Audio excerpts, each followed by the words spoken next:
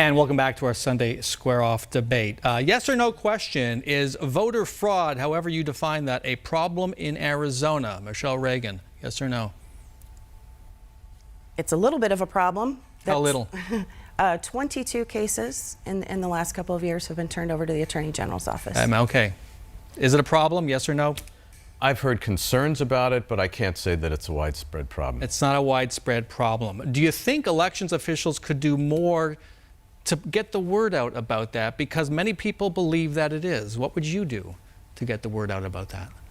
Well, if I took office, what I would do is go to every county, oversee what was going on, and publicize it. I haven't been to every county, but I will tell you the ones I have been to, and many of them, they are very conscious of security. They run a very good operation. I've been impressed with what I've seen. Okay, so that's despite what you just said at the end of the last block about concerns about signatures and that kind of thing. Well, yes, there still is that concern. Even when I see an operation that's well run, signatures get by. There's a process for checking signatures. I don't think in any county that it's great. Michelle Reagan, what would you do, or what have you done to assure voters it's not a problem?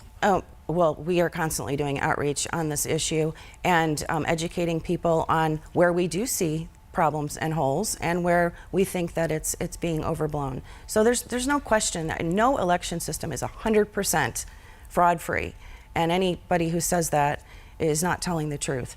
But is it as widespread as some claim? In this state, we can say absolutely not. Absolutely not. Okay, so let's take it nationally. Steve Gaynor, you've described yourself as 100% for President Donald Trump, correct? True. All right. The president claims millions of people, 3 million people, voted illegally in 2016 in the presidential election. Do you agree with him?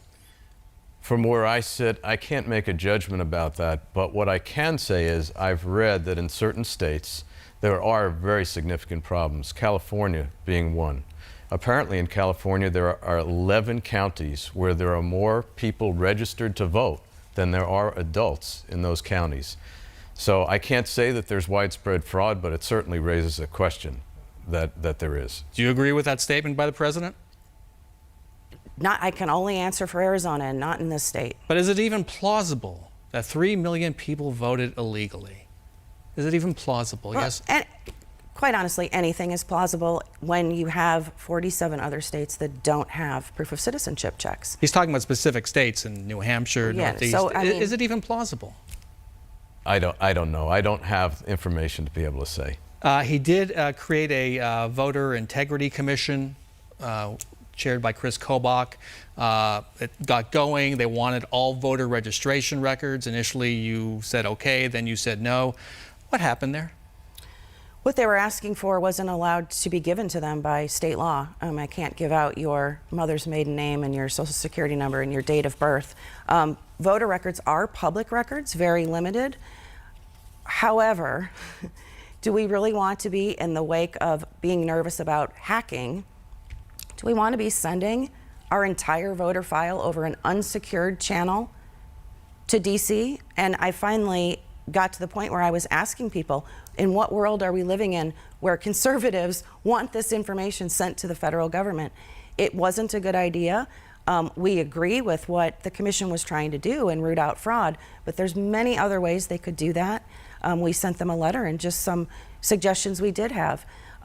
I was not alone. There were several Republican secretaries of state who stood their ground with me. Let's talk about hacking and the fears of Russian hacking at the federal level, the warnings that are being sent out. How much more do you think needs to be done, Steve Gaynor, to Arizona's systems to protect it from hacking?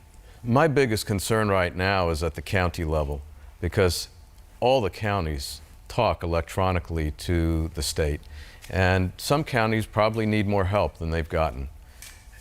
You know, it's a reality in the information technology world. Hacking, attempts at hacking go on all the time. Michelle Reagan, you know the counties. Yes, and it's common knowledge you're only as strong as your weakest link. So it makes no difference what 14 counties have in place if one county, who also shares the same system, is very lax. And that's why there's actually good news on this. And that is that the second round of HAVA funding, which our state received about $7 million, a big chunk of that's going to go to the counties to amp up their cybersecurity.